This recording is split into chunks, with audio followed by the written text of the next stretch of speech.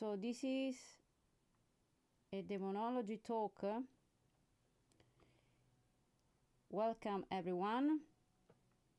I hope that you are doing well, and I hope that you are safe. There are no evil spirits tormenting you. Okay? There have been actually disturbances and spirits around.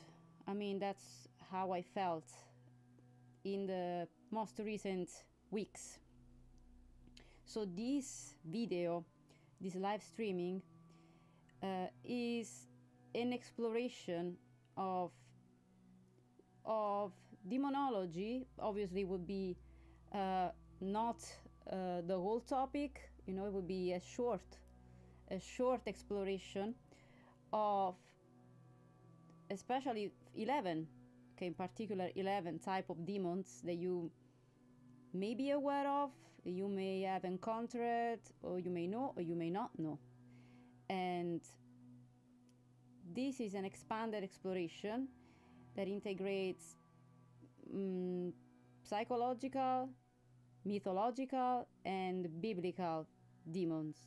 And also I will talk about the abstract concept of demons. So not just the physical entity, okay, but the abstract concept that is related to that particular demonic entity. Hello, Knick-Knack. I'm very good, thank you for asking. How are you? And I'm good, thank you. And so we are going to talk about these 11 figures. So I've done some research, okay, and there are lots of demons, like hundreds of them, okay. There is actually even a dictionary of demons that I was about to purchase, then I didn't do it. But if you guys would like to know more about the subject, I may actually purchase the book, okay. I may actually do that. And I think that was about £20, so it wasn't expensive at all. But obviously if you want to make a donation, you can do that. There is a thanks button. This is a monetized channel, so if you feel like you want to donate to the channel, you can do that on the chat, or you can even join the channel as a member. Having said that, yeah, I may buy that, so I can, if you are interested in the topic, I can explore that a little bit further, going into the details with you, explain to you each demon, maybe not hundreds of them, but perhaps the more important ones, okay. So the first one that I want to talk about is the Demon of Misfortune. And this is more like a concept, more an abstract concept to me, because bad luck has kind of always been present in my life. And sometimes I thought, oh, this is bad luck. But other times I was like, no, this is actually people sending me negative energies. This is actually someone doing dark spells against me. And even when I wasn't aware that dark magic and curses and hexes existed, even when I wasn't aware of all of this, I could still tell something is not right. I mean, all of these things happening to me, well, it can be, as I said, misfortune, bad luck. It could be dark magic, but it can also be karma. So it can also be related to something that you have done in the past lives. I do believe we have previous lives when we have things that we have done and we have to clear this bad karma. So maybe we go through certain experiences over and over again until we learn, okay. So the Demon of Misfortune, going back to the main concept, If you don't think that you have bad karma, and if you don't think you are paying your karma, good or bad,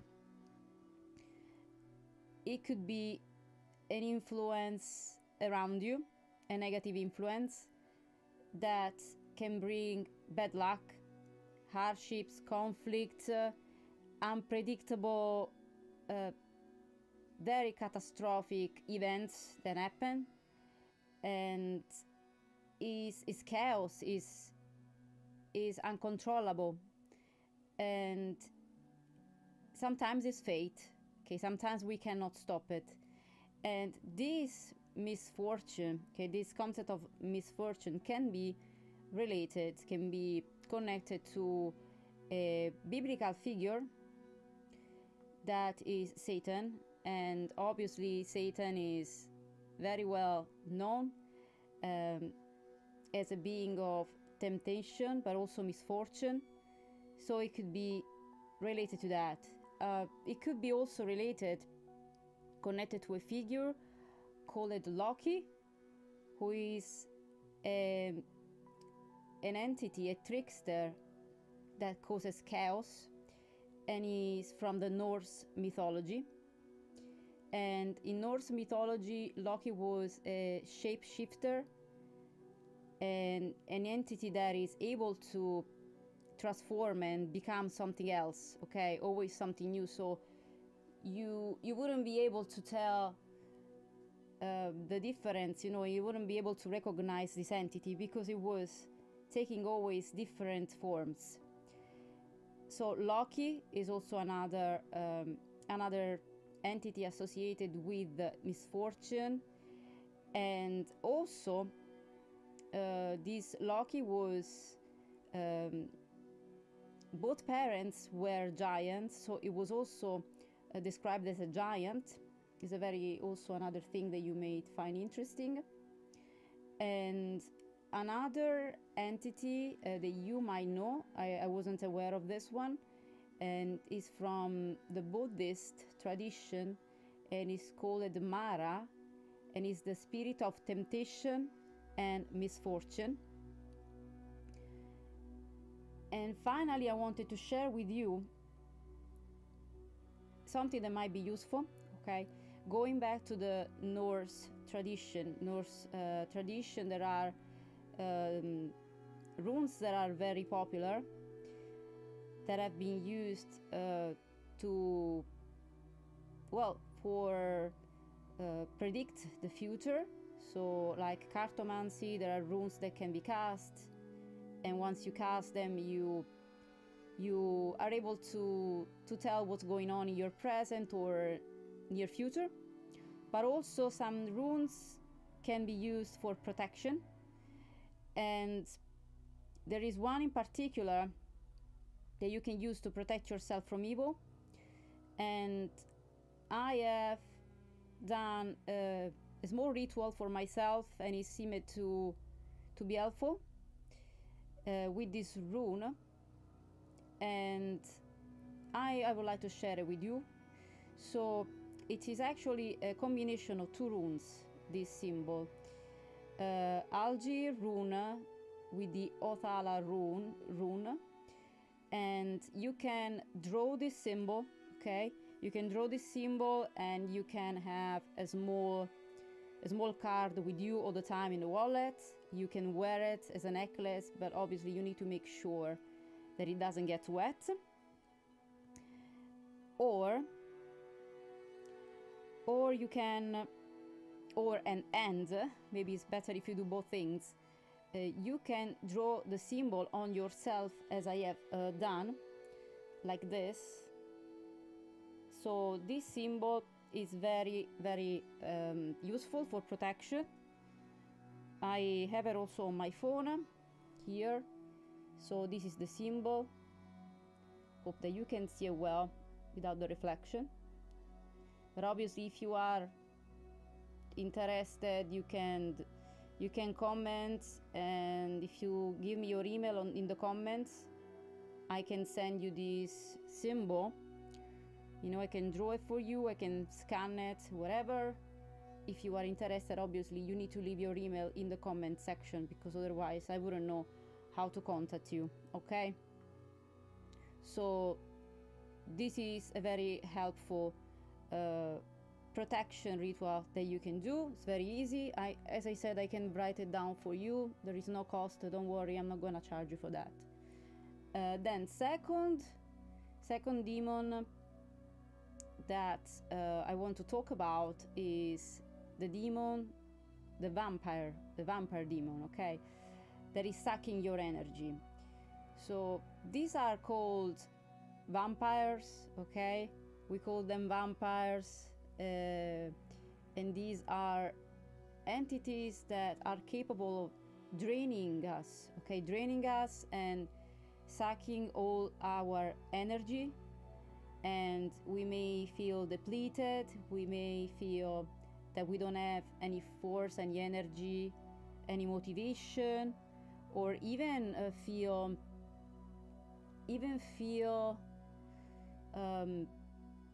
without emotional energy. So like we are experiencing apathy, right? And also we can also experience burnout and exhaustion with this type of demon, because feeling like we don't have any energy left, we feel like we are completely exhausted and we are drained. So this type of demonic entity, the vampire, there are obviously mythological connections with vampires from the Western folklore, and there are obviously blood draining spirits that are sucking blood. Then there is also a spirit from the Jewish tradition that is called Lilin, and there is a spirit that feeds off life force. And this Lilin, this spirit, is described to be the child of Lilith, who is the queen of the night, the demon of the night, who has been known to suck the energy of men, women, and children. Then also we have, as a force that can drain you of your energy, Satan, and is another spirit, is another entity, being a deceiver, an accuser. It can drain you of your energy.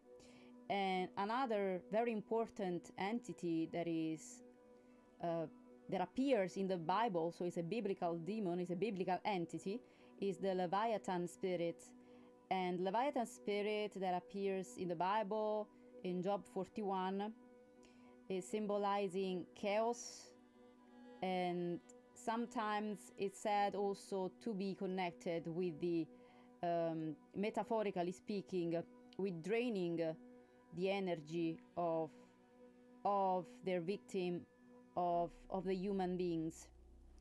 So these are the type of vampires. So I think that when you feel like you are depleted and you are too tired, you don't know exactly why, and we call them energy vampires. This is the type of energy that it can drain you, and you can feel completely drained and depleted of your energy. And demon number 3 is the demon of depression, of lack motivation, and it's a very common demon. I bet many of us have this negative influence.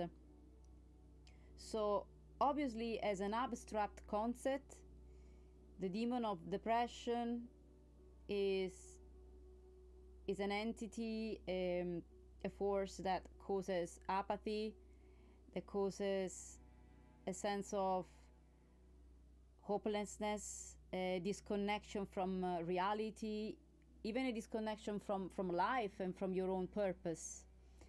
And this demon of lacking motivation can be extremely dangerous, okay, for our mind, for our spirit. And there are obviously connections with biblical demons, And there is one connection as well with an entity in Christianity that is called Asidia. And I found out this Asidia is an entity that when it's present, when it's hunting the victim, and in some cases can even, you know, possess the victim anyways. The victim, the person may experience a complete loss of joy, so there is no enjoyment of life. And this entity was feared by the monks, especially by monks, and that's why it's called noonday demon, because it's an entity that is said that this entity starts to appear, start to increase its power after noon, so at noon. And it was actually the time when the monks were starting all of their duties in the monastery. And so this entity, Asidia, was feared, and especially by the monks. And it was said they weren't able to perform all of their tasks because of this entity. And also there is, as a biblical spirit in the Bible, the spirit of despair. So as a more like a concept, the spirit of despair that torments human beings. And this is in Isaiah 61:3, and is another biblical entity associated with hopelessness.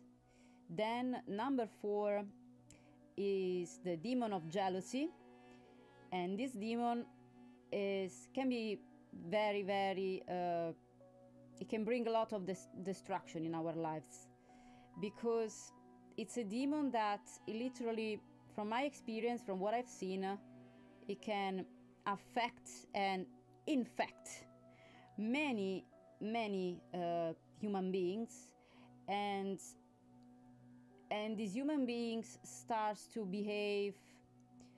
It's like when we see gangs, right? When we see gangs, we see people together starting to be violent, and, you know, towards certain individuals. And I think that this is the spirit of jealousy. This is the demon of jealousy, and is able to infect different human beings, and it kind of spreads like a bit like a plague. The jealousy is like a plague, it spreads out. So the demon of jealousy, as an abstract concept, is an entity that promotes envy and possessiveness and leads to destructive behavior, as I said. And all of these behaviors are driven by insecurity, by fears. All of the demons, anyway, they work better when there is fear. So when you have fears, the spirit, this malevolent entity, it can trick you, and it can influence you much easier. How do we prevent this to happen? How do we protect ourselves? Well, we need to know our fears, and we need to master our fears, not to deny them, not to repress them, okay? It's human to have fears. Understand your fear, understand from where it's coming from, so you can protect yourself from these influences. So, having said that, this demon of jealousy has multiple connections, multiple biblical connections. Obviously, we have the Leviathan spirit that I have already mentioned before, and there is a biblical spirit that obviously is a spirit that can bring envy, that can bring also conflict and negativity, okay? Especially your relationships, okay? Look out for that. Watch for this signs. If you see there is a lot of conflict, a lot of negativity in your relationships, probably there is this type of entity. Then we have Eris. There is a Greek goddess, and is a goddess of discord, and is the also there is Invidia. There is another goddess, but it's a Roman goddess. It's not Greek. It's a Roman goddess of envy. And obviously we have a figure, biblical figure of the serpent in the Genesis, and that is tempting us with envy. And also we have obviously Satan, and that is inciting envy. Definitely, you know, Satan is associated with the spirit of jealousy. Then number five, the demon of procrastination, and I've talked about this demon other times. It is it's a very difficult one, because it feeds off people, it feeds off your energy, okay? So sometimes when you have the spirit of procrastination attacking you, is because you already have some other spirits that are attacking you, meaning that there is never just procrastination. The procrastination is a result, is a consequence. There is another issue, okay? The real issue generates the procrastination. So the demon of procrastination is a force that is an entity, a force that causes delay, avoidance of something that we know is really important, but we keep avoiding that. Then it causes indecision, so you may not know anymore what you want, and you may feel confused, you may feel lost, and you're not productive anymore.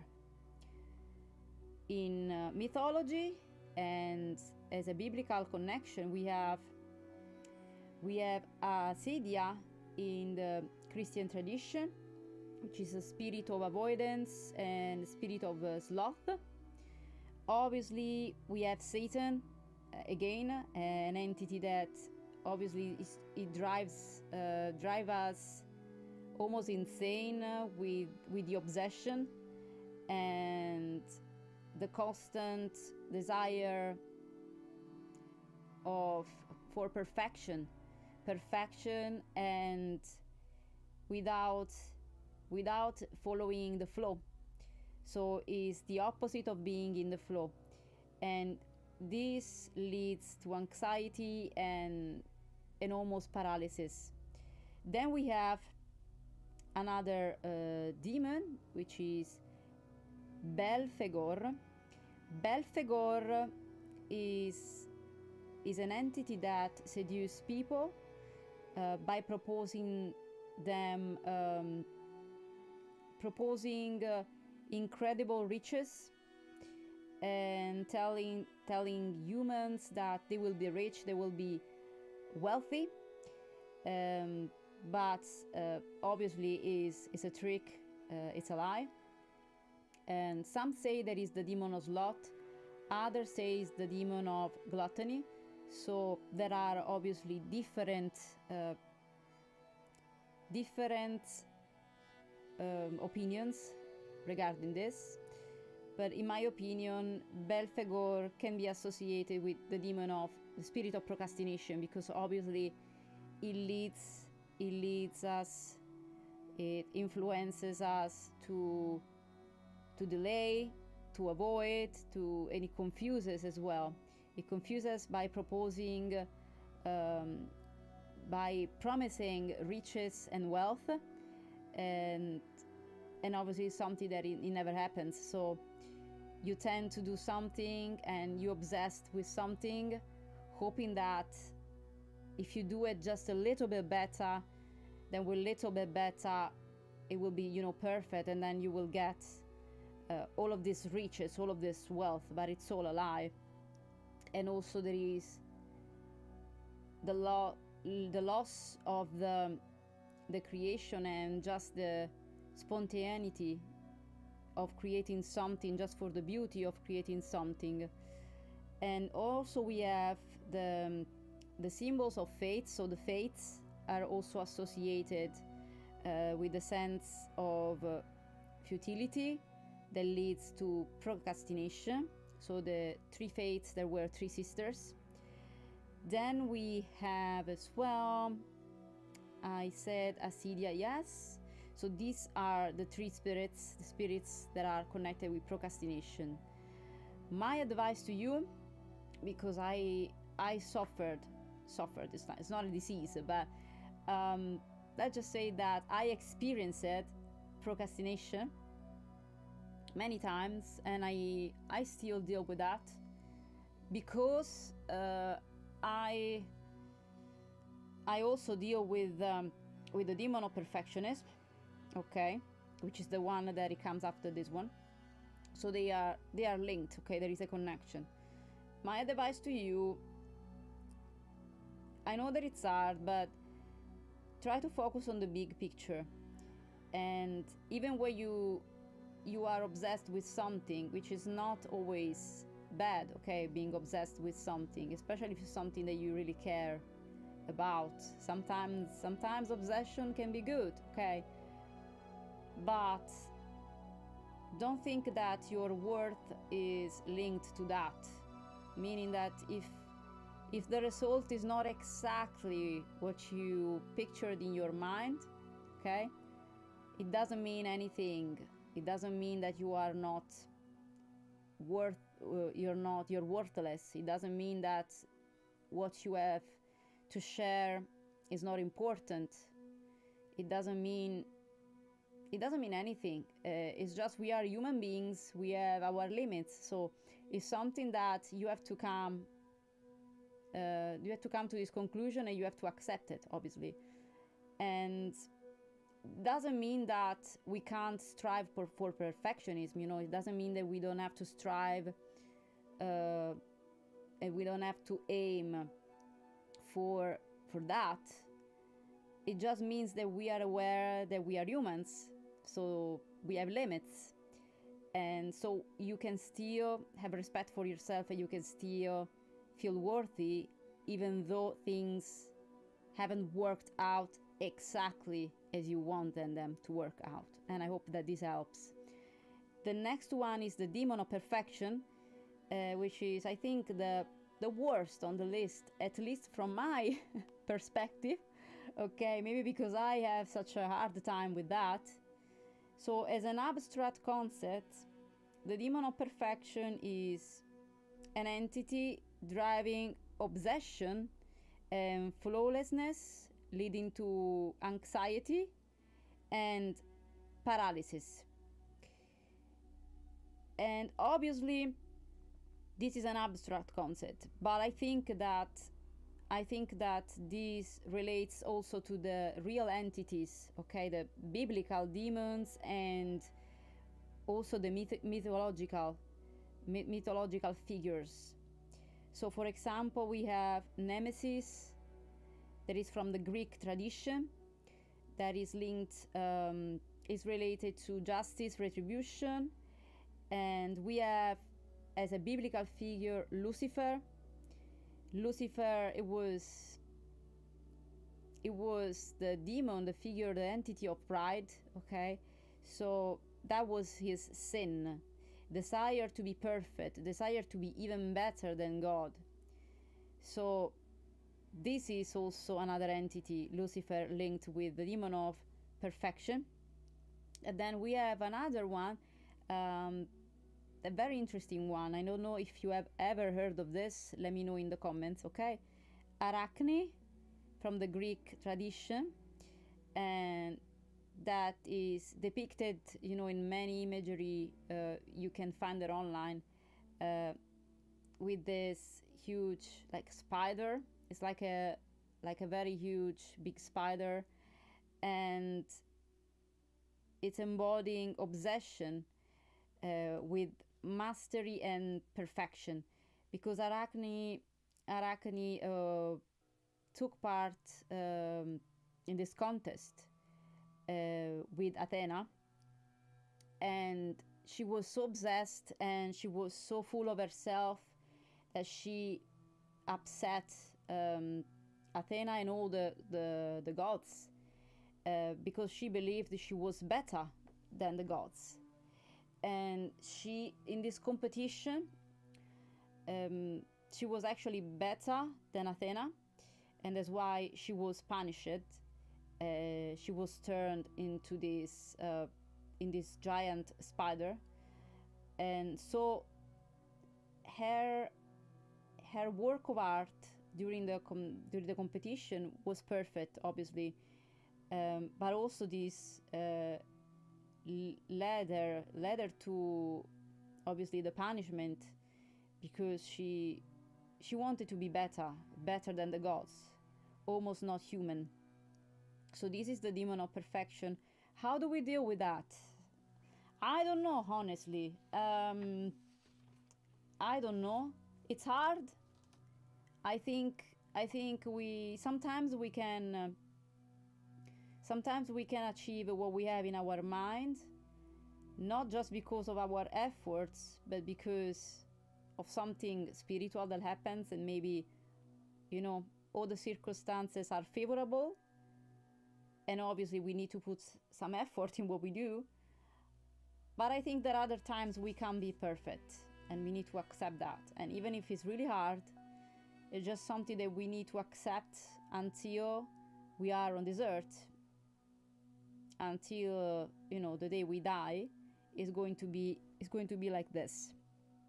But let me know if you have a solution. Okay, that would be brilliant. You know, it would be great to know if there is something that we can do. In my opinion, as I said, perfection is something, I don't know if it can be achieved on earth, honestly. If it can be achieved, it might drive you crazy. You may get, yeah, it may drive you insane, you know. And I don't think we should focus as much on being perfect, rather trying to be the best version of ourselves, really. That's at least my advice, even though I am a perfectionist, but I'm sort of cured, if you will. Anyways, yes, number 7, the demon of addiction. So this spirit is linked with destructive behavior, which it could be self-destructive or destructive behavior like towards others. So it's a force compelling dependency on substances or behaviors, very likely to be totally destructive.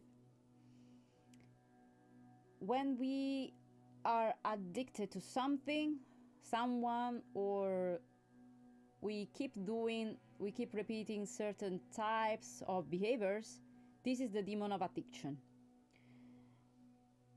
It's a very tricky one. Again, this is linked to fear, past traumas, even a certain type of personality, okay, personality traits. So some people are more inclined to get addicted, others are less. It really depends on the person. The spirit attacked me for almost all of my youth. I was dealing with the spirit, and I've been an addict for so many years when I was really young, and addicted to different things, you know, like alcohol, people, certain types of behaviors, and even the fact that I was a perfectionist, you know, it led me to this. This striving for perfection became an addiction. I couldn't stop it. I could have stopped myself trying to do things better and better and better, at the point that I wasn't even enjoying them anymore. So this is a very dangerous demon, and if you are dealing with that, my prayers are with you, and I hope that this is helpful. So the connection, there are lots of actually mythological and biblical connections with this demon of addiction. There are false gods and idols in reference to the biblical ones. For example, materialism, substance abuse as a form of spiritual addiction. I was told, I read this online anyways, and also I've seen this on many videos. There are people that use drugs, saying that these drugs are like enable them to connect with spirits, but I don't believe this is true. I believe it's totally false. There might be maybe a few drugs maybe the shaman use in order to connect with some spirits, but that's a totally different story. When you get addicted to drugs, or you get addicted even to things that are materials, like if you cannot help yourself, when you go out and you need to buy things because it makes you feel better, that's the demon of addiction. You should feel good, you should be happy even without doing that, and your source of happiness shouldn't come from that. It shouldn't be like that. So that's another demon of addiction. Yeah, they call them shopaholic. Are you a shopaholic? Because if you are, let me know in the comment section. I used to be, and now I'm not anymore. I just buy what I need. Books, for example, I buy books, but I don't buy useless things. So, there is obviously the demon of lust in this category, demon of addiction, is Asmodeus.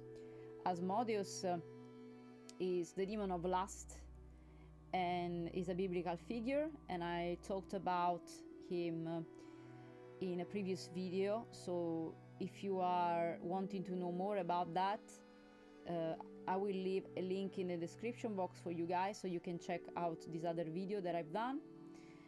And also there is Satan again, that obviously he offers us pleasure, and also it's leading us to bondage, to feeling stuck, to feeling like we are in a cage, right?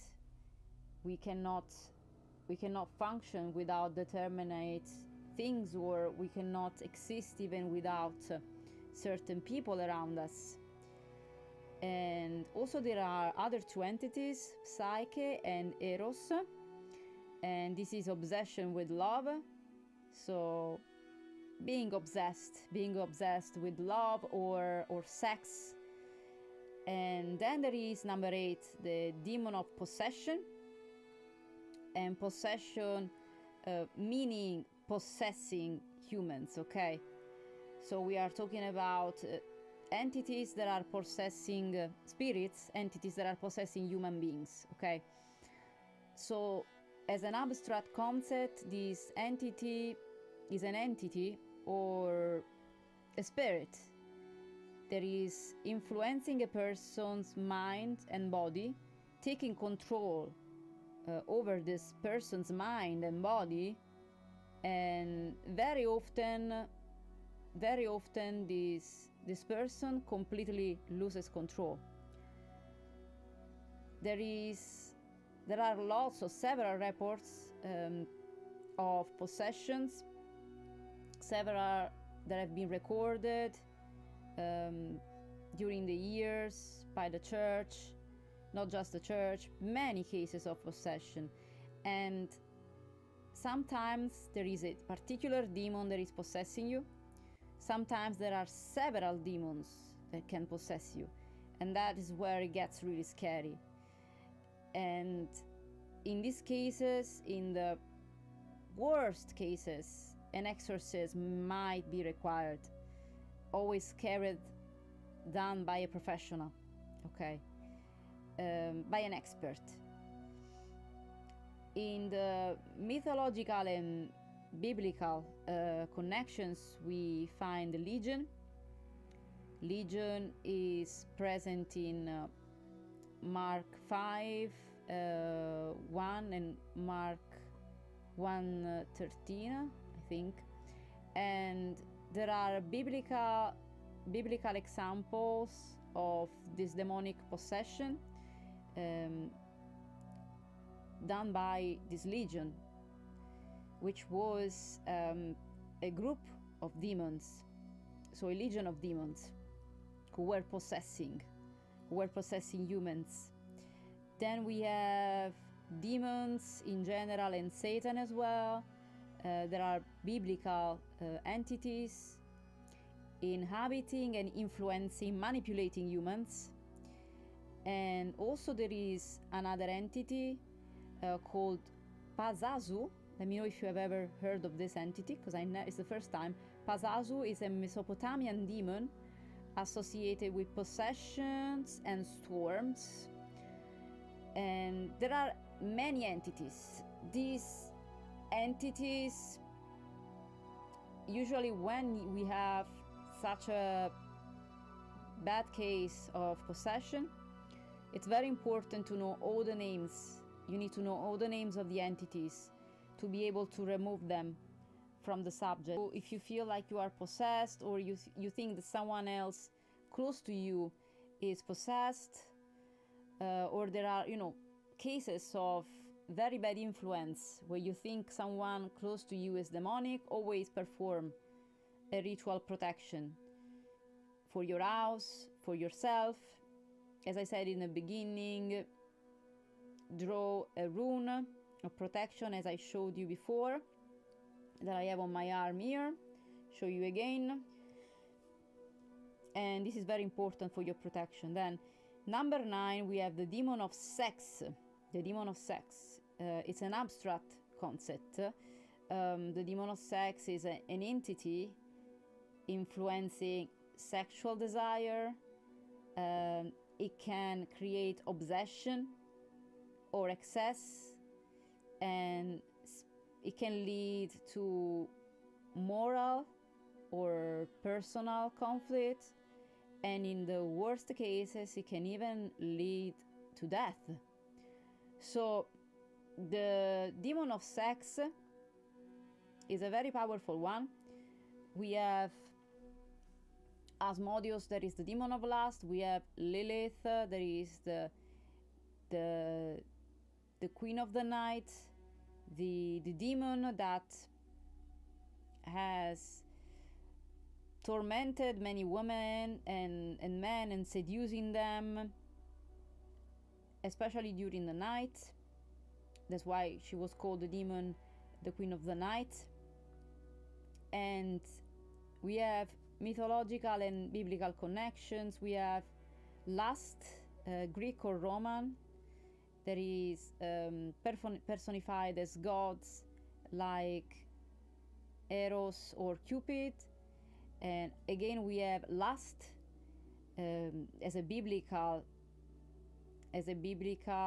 concept. We have Jesus warning against it in Matthew 5:28.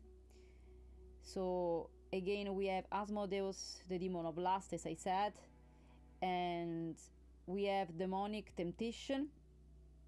Some Christian traditions see lust as a demonic influence or temptation.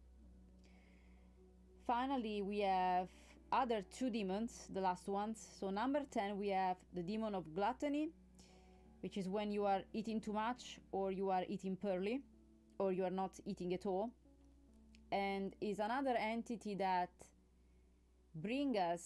leads us to overeating or eating not enough. So it can cause overindulgence or deprivation. It causes imbalance and suffering. And you need to know that when we are eating, we are nourishing our body, but not just our body, we are nourishing our soul. So there is a balance when we eat. That's why we don't have to eat too much, or we don't have to eat things that are not healthy, okay? So it's very important that we find a balance. So not eating enough or eating too much, both things are wrong, and it causes imbalance in all our body, in our mind, in our spirit. It causes imbalance in our energy as well, so we are not vibrating at the right frequency, and that's when we can also attract even more negativity. There are mythological and biblical connections with this particular demon, okay? There is the Pan-Greek god that is connected with excess, and there is Gula, there is a Roman god, I believe, and is gluttony personified. And there is also Gula appearing in the biblical as a biblical reference, and is gluttony condemned. And finally we have the spirit of overindulgence that it's not mentioned in the Bible. It's not explicitly named in the Bible, but is recognized as a deadly sin. So we have all of this. Then we have other two important entities. We have Beelzebub, who is the Lord of Flies and can be connected to gluttony and pride. And then we have Belphegor that I mentioned before, that can be also associated with gluttony, and is the demon of sloth. Then finally, as a last demon, so number 11, we have the demon of sleep. The demon of sleep paralysis is the demon that attacks you during your sleep, and I had personally an experience with this demon, and it is an entity that can influence our sleep. It can give us nightmares, it can affect even our dreams, it can even be in our dreams. And there are mythological and biblical connections, as in European folklore it's called night hag or old hag, and it's a spirit sitting on the sleeper's chests. Okay, so you feel this pressure on your chest while you're sleeping. That's a night hag, that's a sleep demon. Then we have in German folklore a sleep demon that causes nightmares, which is called Alp. Then we have Mara in Norse and a biblical reference. There is a spirit that afflicts all sleepers, and it symbolizes warfare, spiritual warfare during rest, and is also related to biblical spirits of darkness. And these are the spirits that can attack us during our sleep. They cause nightmares, they cause sleep paralysis, and they can also give us nightmares, like really vivid ones. You really need to pay attention when you go to sleep. You need to cover your mirrors, and you need to make sure that your room is clean, is cleansed. And also there are obviously the protection rituals that you can perform to protect yourself, okay, from all of these demons, especially during your sleep, because it's the time when you are most vulnerable, okay? So I hope that this helped, and I will see you next time, okay? I'm sending you lots of love, and yeah, blessings to you.